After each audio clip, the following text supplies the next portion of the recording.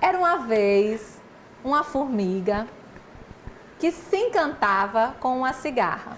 Diferente daquela fábula em que havia meio que um antagonismo entre elas, nesse caso era diferente. Essa história foi retextualizada. Era uma formiga pequenininha, né? Menininha, uma menina formiga, que se encantava com uma cigarra e era louca para chegar perto dessa cigarra. Só que o tempo muito generoso permitiu que a formiga ficasse amiga da cigarra. A formiga sou eu e a cigarra é esse estrondo de mulher, Doroteia Dantas. Olá. Seja muito bem-vinda, Doroteia. A mulher sibilante, né? Como você falou. A mulher sibilante. Escreveu. Doroteia, eu vou fazer uma pergunta que não é bem uma pergunta, é um ponto de partida. Pois não. A gente sabe que você é uma mulher, nem adianta você ficar aí rebatendo dizendo que não, mas é uma mulher que tem toda uma história e um histórico na cultura macauense, você sabe disso. Aceite o elogio porque é verdade. Mas eu vou fazer dar um mote para você também falar. Literariamente falando, não literariamente, mas culturalmente falando. Quem é Doroteia Dantas dentro do cenário cultural de Macau? Doroteia por Doroteia. Olha, eu tinha uma amiga, eu digo que tinha porque faz muitos anos que eu não a vejo. O nome dela é Fabiana. E ela é do Seridó, Caicó. E uma vez, ela disse para mim assim, quando ela me viu, ela disse: Doroteia significa flores escarlates suspirando na sala. Chá, Chanel, chapéu em verdes tardes. Dama de copas, sorriso do gato Cadi no país das maravilhas. Donzela, vestida de noiva em sonhos de astronauta. Eita, que bonito! E Doroteia, para Macau, é muito difícil eu dizer o que Macau pensa de mim. É muito mais fácil eu responder o que as pessoas fora de Macau pensam de mim do que um conterrâneo. E Doroteia por Doroteia? Como é que Doroteia se Doroteia vê? por Doroteia significa um carro desgovernado, de ladeira abaixo, sem freio, em noite de tempestade. Doroteia, você tem todo um histórico, né, de cultura e tudo mais. E eu queria que você começasse falando sobre esse seu trabalho como produtora cultural. Você tem muita atuação nessa área, né? Inclusive você foi quem organizou o lançamento do meu primeiro livro. Então eu gostaria que você falasse um pouco assim desse seu lado, produtora cultural, que você tem sempre essa busca, né, de promover a cultura em Macau. Então como é que isso começou? O que é que despertou em você esse interesse? E de que forma você vem atuando nesse fazer de produtora cultural, né? Você está sempre Olha, inovando. eu não sou uma mulher acadêmica, não sou escritora. Eu conheci pessoalmente, tive contato, né, com Geralda Cordelista, professora, poetisa, mulher linda. E eu sou muito apaixonada por essas pessoas assim, intelectuais, criativas e que produzem e que transforma o mundo através do conhecimento da arte, como você também, que é doutora em literatura, minha amiga macauense. Inclusive, eu quero responder dizendo uma coisa para não esquecer. Obrigada por você me amar, por eu ser a pessoa que você um dia se inspirou, que você achou bonito na sua adolescência. E eu não sabia que eu atrair as pessoas, né? E obrigada por existir na minha vida, por tudo que você fez também por mim e por estar aqui. Mas eu quero dizer o seguinte: a gente faz um mosaico, não é? Na nossa vida, na nossa lenda pessoal, desde a infância, não é? Aí a gente vai fazendo aquele quebra-cabeça, montando as peças. E eu costumo dizer que da minha origem, eu sempre olhei as pessoas que me influenciavam. Papai foi diretor social de um clube chamado Laios, lá em Macau. E ele era diretor social, né, fazia eventos. E ele também, como comerciante, era dono de lojas de vinil. Cheguei a gravar fitas lá em Dantas. 50 anos. Então, eu via papai como diretor social do Laios, fazendo festa, eventos. Eu participei muito de eventos lá. Na época que ele era diretor, ele foi presidente, também foi da maçonaria. Mas para mim ele era um diretor social, era um produtor. Um produtor social cultural. E depois, na loja dele, dos meus 3 aos 30 anos, eu tinha a minha alma também sonora. Eu nasci e me criei ouvindo todos os tipos de música que você imaginar. Do Índio Apaixonado de Franquito Lopes a Ella Fitzgerald. Né? Toda a MPB brasileira, né?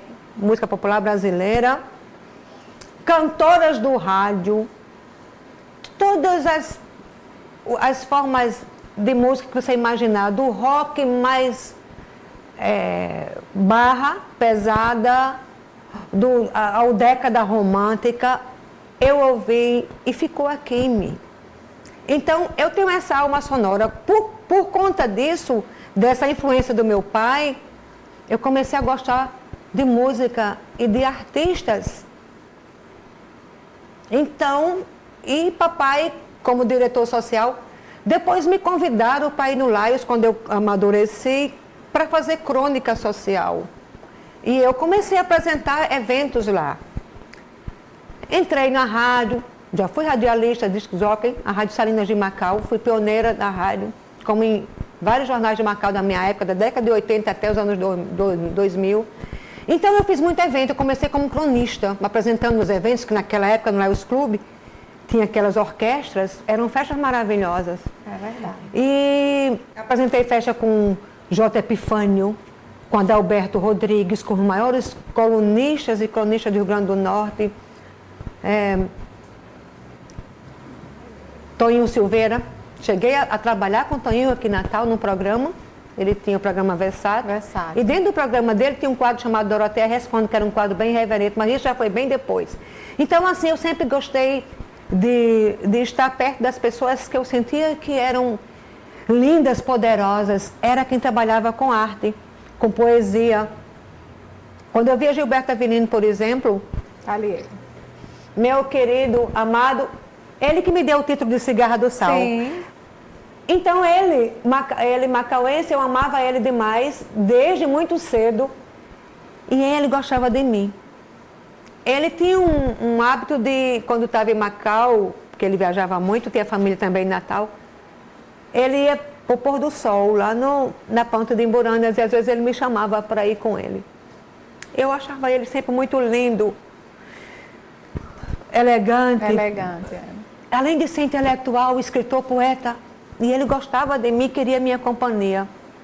Ele fez uma homenagem a mim, tem um livro dele, ele fez um poema para mim, ele me titulou como Cigarra. E Horácio Paiva, também outro grande escritor e poeta, presidente da Academia Macauense de Letras e Artes.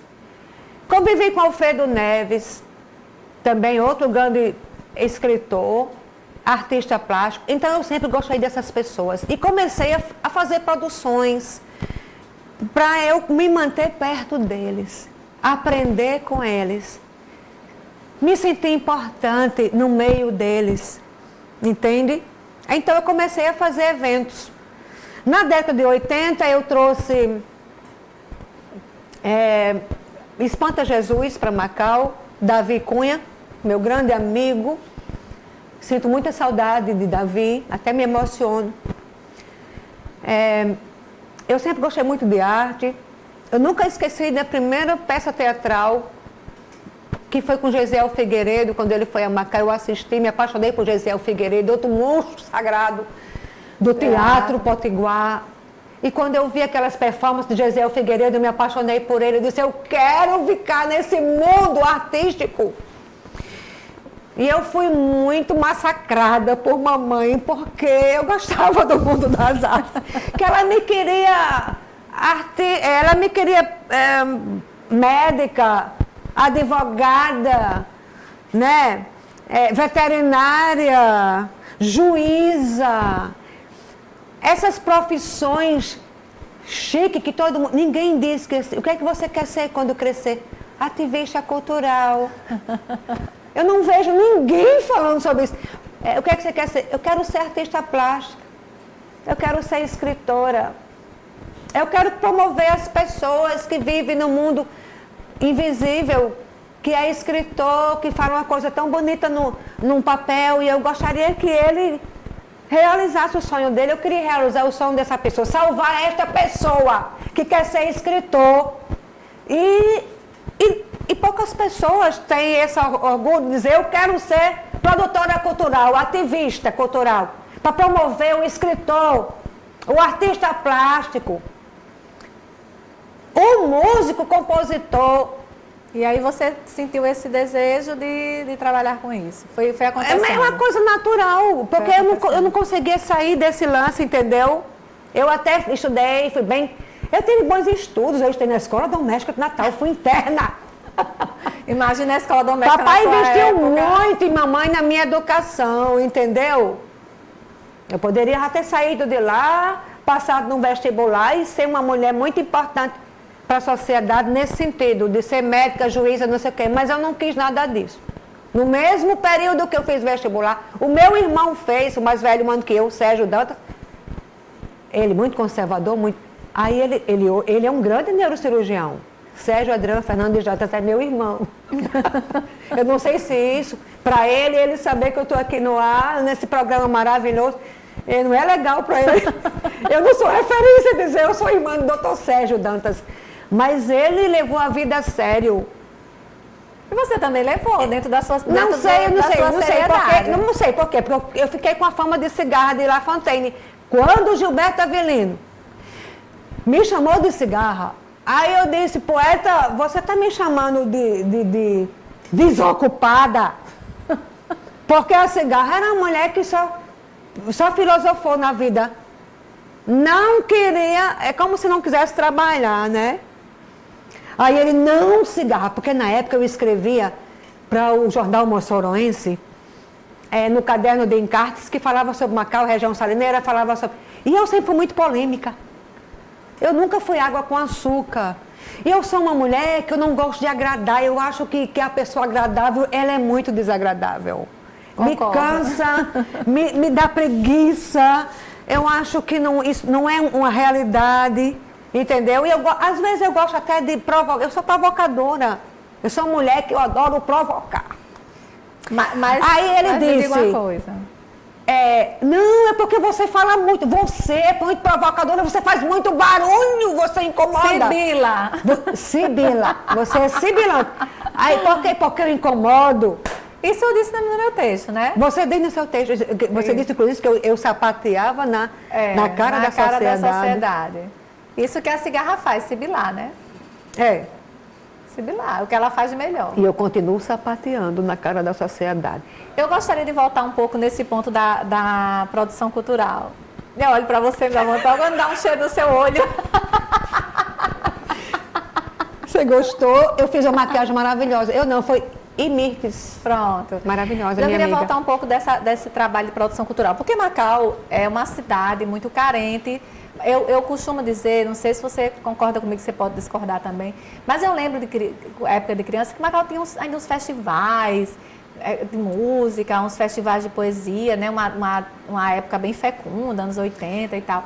E depois, hoje é essa cultura de massa, essa era da reprodutibilidade técnica, que se pega um modelo de canção e se faz todas do mesmo jeito, né? Enfim, mas destacar esse trabalho de produção cultural. Então, eu queria que você falasse um pouco desse espaço que vocês ocupam lá na Praça da Conceição e desses trabalhos de lançamento de livros, que eu acho isso importantíssimo. Mas não sei se você enxerga a grandeza desse trabalho, mas eu acho isso importantíssimo. Numa cidade que Macau é uma cidade festeira, né? Você anda em Macau na sexta-feira à noite, pode não ter festa de nada, mas o povo está na calçada com a caixa de som Então, Macau naturalmente é fusiva, é barulhenta.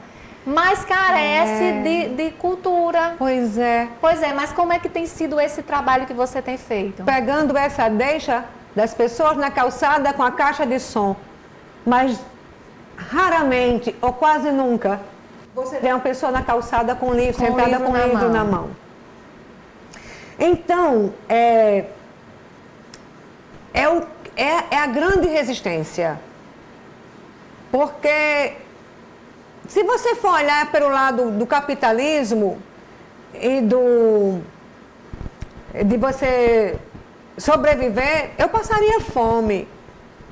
Porque eu escolhi vender uma coisa que não se vende em Macau.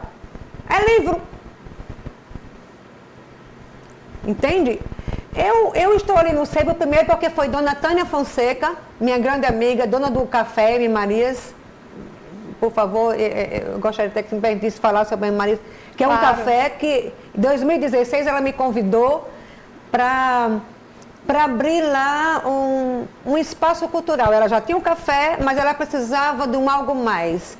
E ela sabia das minhas experiências, das minhas atividades, e ela disse: Cigarra, vamos fazer um sebo, um espaço literário lá dentro, um espaço cultural para você, como produtora, fazer eventos lá. O café é grande, e aí você fica como uma pessoa lá à frente da cultura, da literatura, do artesanato, e eu fico lá com o meu café, com a minha gastronomia. A gente nesse casamento vai dar certo. Eu tenho uma luminária linda que foi você que fez. Luminária, pois é. Então, eu também sou essa mulher de muitas possibilidades. Mas eu aprendi um pouco a fazer artesanato porque eu precisei, por uma terapia ocupacional, né? Nas minhas crises de ansiedade eu precisei, que é muito bom. E meu marido, que é eletricista, e ele convivendo comigo, começou a ver as feiras de arte e tal, e ele gostou muito, se inspirou e começou a fazer arte também, luminárias, e tá muito legal. E aí você começou a lançar... Eu comecei a fazer eventos lá dentro do café, porque eu já fazia antes, na rua, nas praças, né? E aí foi ótimo, porque é um lugar lindo, né? Tânia maravilhosa, que também é artista plástica. Olho sobre tela, a técnica dela, ela faz realismo, ela faz muita coisa maravilhosa. Eu sou apaixonada por Tânia e muito grata, porque ela foi uma grande irmã para mim, uma grande amiga, até hoje. E pronto. E o café é o ponto de cultura de Macau. Você sabe assim por alto quantos livros você já fez o lançamento, quantos eventos lá? Por alto, mesmo por alto? Porque são quase 10 anos. Aí todo ano eu faço 2, 3 vezes no ano, mas... Sei. Muita gente, né? Que você já lançou. Em torno de umas 15 a 20 escritores, assim, porque também, como eu faço feira literária, né? Tem uns escritores que vão vender o livro dele, mas assim, que eu não lancei, né? Sim, não fiz o lançamento para ele faltar. Mas você viabiliza essa Aí eu viabilizo para que eles venham a Macau para vender o livro dele, porque ele já tem muitos já lançaram aqui em Natal e tal, e gostariam de levar o livro dele para Macau, e eu convido. Até eu vou convidar novamente Dona Geralda Cordelincha para ir a Macau, para que os macauenses conheçam as obras dela. E eu vou ficar muito feliz em fazer um evento que em setembro, a FLIMA, Feira Literária de Macau. Dentro das comemorações do aniversário da cidade, né? É dentro das comemorações, mas o patrocínio foi da lei Aldir Blanc do PNAB, né? Que eu tirei em 3º lugar na região central do Rio Grande do Norte. E aí eu vou executar essa feira em setembro, porque eu escolhi, porque é os 150 anos de Macau. Sim. E no mês de setembro eu sempre faço esses eventos dentro dessa agenda municipal, né, de emancipação. Eu pego o público que vem também de fora e tal. É uma estratégia também. Eu gostaria também que você falasse sobre uma data muito especial, que eu sei que é para você e para todos nós macauenses, que já virou um evento já consolidado no calendário cultural do município, quiçá da região, que é o Dia de Benito. Queria que você falasse um pouco sobre como, para quem não conhece, como é, o que é que acontece. Benito foi um dos maiores escritores intelectuais de Macau, poeta, lindíssimo. Ele faleceu em 2010. Ele era diretor do campus avançado da Universidade Federal em Macau, do campus avançado. Era um homem lindo, em todos os sentidos. E ele faleceu em 2010, cientista político também. E aí, desde o falecimento dele, que eu comecei a fazer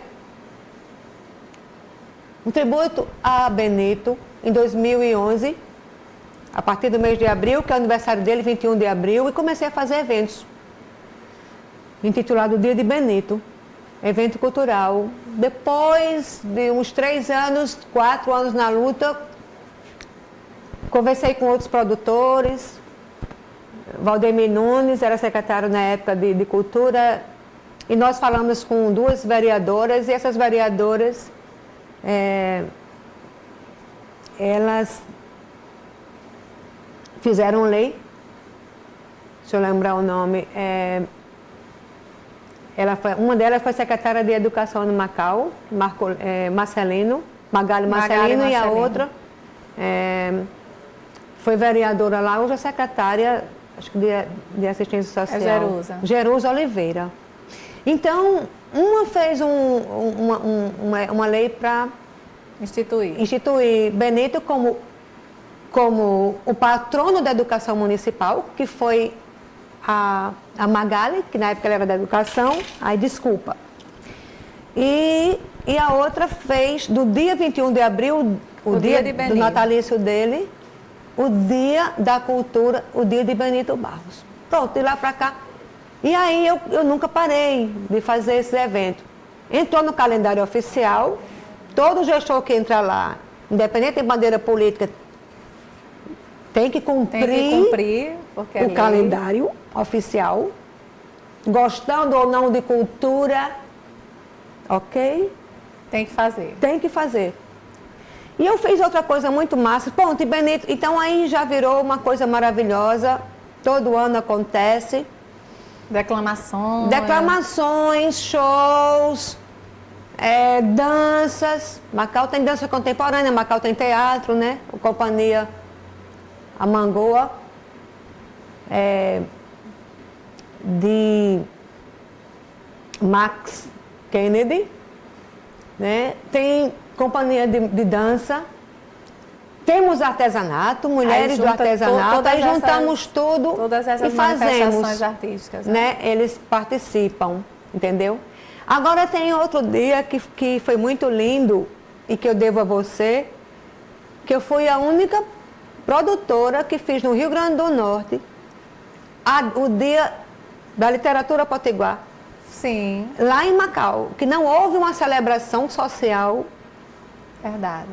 Como aconteceu em Macau. Porque era para muitos municípios fazer. Você concorda comigo? Com certeza. Então, só a Cigarra do Sal que fez. No Rio Grande do Norte todo. Sibilante toda. Sibilante toda. E metida. Maravilhosa. Doroteia, olha, você... O programa, eu teria que ter deixado um dia só para conversar com você. Já passou? Era muito... O tempo passa muito rápido, mas a gente ainda tem um tempinho para agradecer a você pela sua presença. Dizer que eu amo você, você sabe disso, né? Olha, deixa eu lhe dizer, eu também te amo muito. Eu não disse a você o nome dos escritores, né? Que alguns, eu disse que eram muitos. Então, assim, só para concluir, sim. João Felipe da Trindade com Livaília de Manuel Gonçalves, Gabriel Andrade Júnior com os e-books dele, Game Garage junto com Jadson Pereira, Olhos Ateus de João Vicente, Água de Grau Água de Grau de um grande conterrâneo, Tadeu Oliveira, jornalista também, João Vicente, Olhos Ateus, já falei, Horácio Paiva, Torre Azul, uma coletânea dos livros de Padre Murilo de Paiva, ele levou um monte para lá, o livro Versos Íntimos de Janaína, que é professora do IFRN de literatura. Janaína Gonçalves. Hã? Janaína Gonçalves. É, né? Janaína Gonçalves.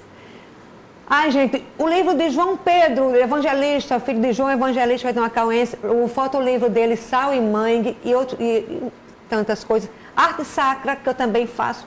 Né? Lá, o café é um memorial, o meu sebo Rebutaio é um memorial, é um sebo, é um lugar de fonte de pesquisa, tem artesanato, entendeu? É um lugar onde você procura arte, livros, cultura, gastronomia. É lá no Marias Café, no Sebo Rebutaio da Cigarra do Sal. Maravilhoso que tem lá. Obrigada, viu? Eu gostaria, deixa só eu agradecer mais uma vez a sua presença, dizer da minha alegria em ter você aqui. Eu sou muito feliz porque eu tive a oportunidade de virar sua amiga, que é uma coisa que eu sempre quis, né? Então, assim, você para mim é uma referência. E ninguém nem perto de mim disse que Doroteia nem é tanto assim, porque eu não deixo. Eu sei. Não deixo de jeito nenhum, pego a briga mesmo. Doroteia, muito obrigada por você existir. Obrigada por você existir na minha vida e na vida de tantos macauenses. Eu não estou aqui fazendo firula nem seda, eu não sou disso, muito pelo contrário. Eu, além de amar você demais, eu admiro demais. E eu sempre digo que Macau, quando você não estiver mais entre nós, vai colocar o seu nome em praças, mas eu não queria isso, eu queria em vida. Nem eu. Em vida, eu quero em vida, porque você merece. Então, no que depender de mim, em vida, você sempre será reverenciada. Então, eu gostaria de agradecer por tudo, pela presença aqui, pela presença na minha vida, pela sua existência e deixar o espaço para as suas considerações finais. Ai, de novo. Pere. É o seguinte, é assim, nesses tempos pueris, a gente vive muito um estado de letargia e lucidez, né? Não somente eu, mas muita gente. Mas na contramão, assim, do sistema, que é perverso, sobretudo para quem trabalha com cultura e meio ambiente, que eu sou tecnóloga em gestão ambiental. E eu não sei. E tem muita gente que detesta o meio ambiente e cultura, mas assim, às vezes eu me considero assim como um artista que está numa escada pintando uma parede e de repente vem um sistema e dá uma rasteira e eu fico pendurada no pincel. Mas eu continuo resistindo, né? Ailson vai ver, eu sobrevivo. E agora no seu programa, Letras Potiguares, para mim é um título que eu vou colocar, adicionar lá no meu currículo, lá no meu portfólio, para eu ganhar mais uns pontinhos extras nesses projetos culturais que vêm, esses recursos que vêm do governo. Obrigada, Lula, meu amor. Obrigada, para incentivar a gente. E você? Como é que eu vou querer sair desse meio? Eu vou sempre tirar essa onda do intelectual. Falas tão bem. É formada. Uma piada interna. Obrigada, gente. Até o próximo programa.